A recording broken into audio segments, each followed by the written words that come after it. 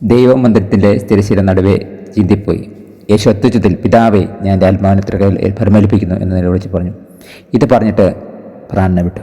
ലൂക്കോസുവിശേഷം 21:40-46 വാക്യം. അത്യുച്ചത്തിൽ നിലവിളിച്ചുകൊണ്ടാണ് യേശു ഈ വാക്കുകൾ ഉദ്ധരിച്ച് സകലം നിർത്തിയ എന്ന് ശാന്തമായി പറയുന്ന യേശു അത്യുച്ചത്തിൽ നിലവിളിച്ചെങ്കിൽ അതിന് പ്രത്യേക കാരണം കാണാം. ഒരുപക്ഷെ തൻ്റെ ഉള്ളിലുള്ള ഏതെങ്കിലും അവയവം ചിലപ്പോൾ ഹൃദയമായിരിക്കാം, പൊട്ടിയതുകൊണ്ടാകാം. ഇങ്ങനെ ശബ്ദമുണ്ടാക്കിയത് മരണത്തിനുള്ള കാരണവും ഇതുതന്നെ ആയിരിക്കും. ഒരാളെ ക്രൂശിച്ചാൽ 5-6 മണിക്കൂർ കൊണ്ട് സാധാരണഗതിയിൽ അയാൾ മരിക്കുകയില്ല.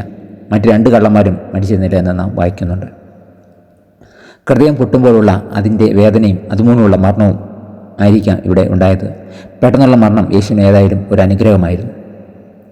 യേശു പറഞ്ഞ ഈ വാക്കുകളൊക്കെയും ഒരു സങ്കീർത്തനത്തിൽ നിന്നുള്ള സങ്കീർത്തനം 31:5 ഉത്തരി ആയിരുന്നു. കുരിശിൽ കിടന്നുകൊണ്ട് യേശു ഉച്ചരിച്ച മിക്ക മൊഴികളും തിരുവനന്തപുരത്തിലുള്ളവയാണ്. ക്രൂശിൻ്റെ പാതയിൽ കൂടി കടന്നിക്കുമ്പോൾ തിരുവനന്തപുരത്ത് നിന്നും മനഃപ്പാടമാക്കിയുള്ള വചനങ്ങൾ എത്ര അനുഗ്രഹപ്രദമാണ്. ആദ്യത്തെ മൊഴിയും അവസാനത്തെ മൊഴിയും ആരംഭിക്കുന്ന പിതാവേ എന്ന സംബോധന കൂടിയാണ്.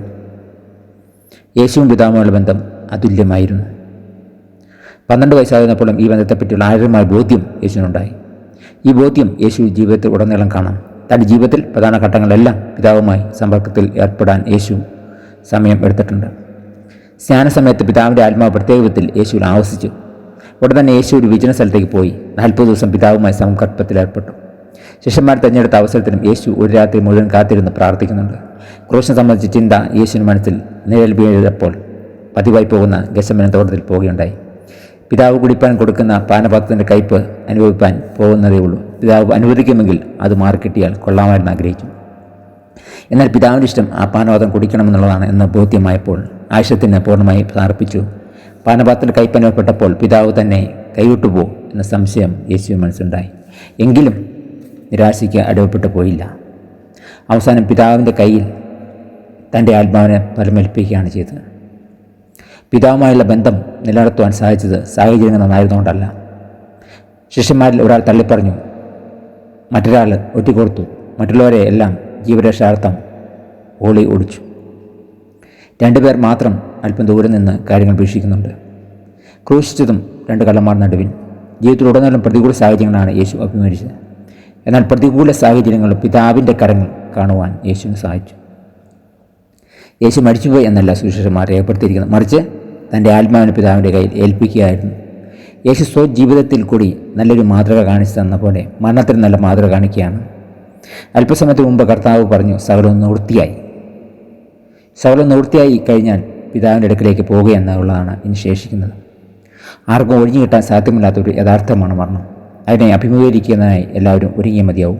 വിശുദ്ധ പൗലോസ് പറയുന്നു, ഞാൻ എൻ്റെ ഓട്ടം തികച്ചു, വിശ്വാസം കാത്തു, ഇനി നീതികിരീടം എനിക്കായി കാത്തിരിക്കുകയാണ്. ഈ ബോധ്യമുള്ളതുകൊണ്ടാണ് എനിക്ക് ജീവിക്കുന്ന ക്രിസ്തുവും മരിക്കുന്ന ലാഭവും എന്ന് വിശുദ്ധ പൗലോസ് പറയാൻ സാധിച്ചു. യേശുവിൻ്റെ മരണം കണ്ടിരുന്നവരെല്ലാം അത് സ്പർശിച്ചു. ക്രൂശീകരണത്തെ ചുമതല വഹിച്ചിരുന്ന ശതാധിപൻ ഈ മനുഷ്യൻ വാസ്തവമായി നീതിമാനായിരുന്നു എന്ന് പറഞ്ഞു ദൈവത്തെ മഹത്വപ്പെടുത്തി. കാരണം കൂടുതൽ പുരുഷാരും ഒക്കെയും സംഭവിച്ചു കണ്ട് മാറത്തടിച്ച് മടങ്ങിപ്പോയി. തിരശ്ശീല കീർന്നു. വിശുദ്ധ ലൂക്കോസ് സുവിശേഷത്തിൽ പറയുന്ന പോലെ യേശുവിൻ്റെ മരണസമയത്ത് ദേവാലയത്തിലെ തിരശ്ശീല 2ആയി ചീന്തിപ്പോയി. ദേവാലയത്തിലെ അതിവിശുദ്ധ സ്ഥലത്ത് മറ്റ് ഭാഗങ്ങൾ തമ്മിൽ വേർതിരിക്കുന്ന ഒരു തിരശ്ശീലയാണ് ഇവിടെ കീറിപ്പോയത്. ഈ അതിവിശുദ്ധ സ്ഥലത്ത് ആണ്ടിലൊരിക്കൽ മാത്രം മഹാപുരോഹിതന്മാർ പ്രവേശിക്കും. ദൈവത്തെ കാണാൻ പാടില്ല. ദൈവത്തിൻ്റെ മുഖം കാണുകയാണെങ്കിൽ അയാൾ മരിക്കും എന്നുള്ളതായിരുന്നു യഹൂദന്മാരുടെ വിശ്വാസം. മഹാപുരോഹിതൻ അതിവിശുദ്ധ സ്ഥലത്ത് പ്രവേശിക്കുമ്പോൾ ഒരു ചങ്ങലയിട്ടുകൊണ്ടിരിക്കും പ്രവേശിക്കുന്നത്. എന്തെങ്കിലും അപകടം സംഭവിച്ചാൽ വലിച്ചെടുക്കുന്നതിനാണ്.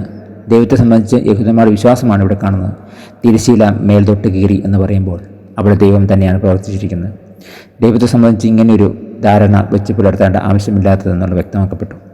ആർക്കും എപ്പോൾ വേണമെങ്കിലും പിതാവിൻ്റെ അടുക്കിലേക്ക് കയറി ചെല്ലാം. തിരശ്ശീല ചീന്തപ്പെട്ടതിൻ്റെ കൂടി ദൈവം തൻ്റെ ഹൃദയം തുറന്നു കാട്ടുകയായിരുന്നു. പിതാവിൻ്റെ ഹൃദയത്തിൽ തങ്ങി നിൽക്കുന്ന സ്നേഹമാണ് അവിടെ കാണുന്നത്. അതോടൊപ്പം മനുഷ്യനും പാപത്തിൽ നിന്നും അതിൻ്റെ ഫലമുണ്ടാകുന്ന കുറ്റബോധത്തിൽ നിന്നും വിടുതൽ ലഭിച്ചു. വേറുമൊരു വിധത്തിൽ പറഞ്ഞാൽ യേശുവിൻ്റെ ജഡധാരണവും ജീവിതവും മരണവും മുഖാന്തരം ദൈവത്തെ മനുഷ്യനിൽ നിന്ന് വേർതിരിക്കുന്ന തിരശ്ശീല നീക്കുകയാണ് ചെയ്തത്. എന്നെ കണ്ടവൻ പിതാവിനെ കണ്ടിരിക്കുന്നു.